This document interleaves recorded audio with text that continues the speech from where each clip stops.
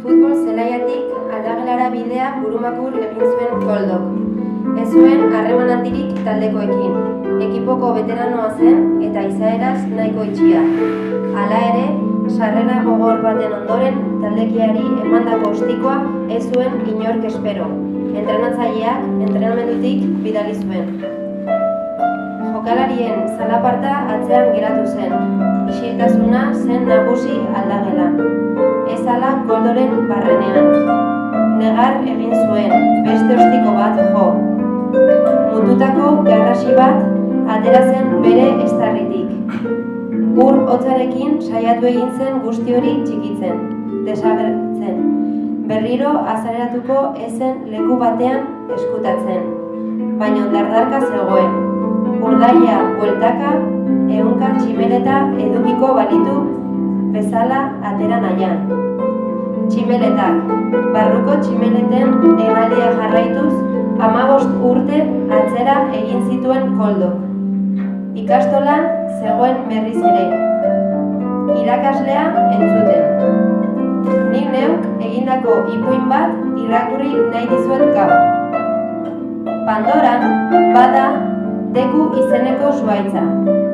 Bertan, xixare, labezumorro, zuge eta bar bizi dira, baina pinpiripausak dira jaun eta jabe.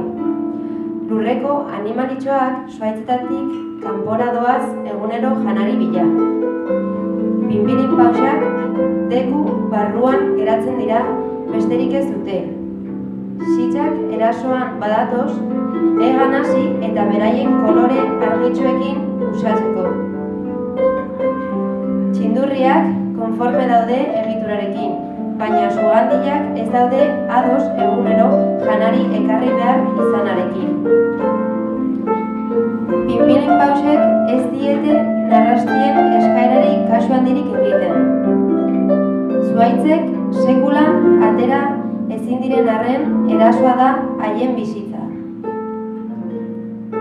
Nahiago dute ezerrez egin eta berdin jarraitu. Baina bizitzaren azkenean daudenean konturatzen dira kartzela batean bizi izan direla. Lurreko animaliez gain, modu horretan deku osoa ari dira utzika hiltzen. Ur hotza izterakoan entzun zituen taldekideen pausoak lehenengo, beraien algarak gero. Koldok askotan pentsatu egin zuen bere irakaslean.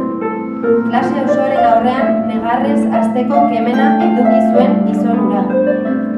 Baina ez zuen inoiz ipuinarekin lotuta zegoenik pentsatu. Irakasleak eskainitako eskua hartu eta zutitu egin zen. Aldagela mututu egin zen, Koldoren kristalesko begiradaz jabetzean. Talde osoaren barruan, burua altxatu eta inork inoiz entzune zuen ahotsa hasi zitzaien hizketan.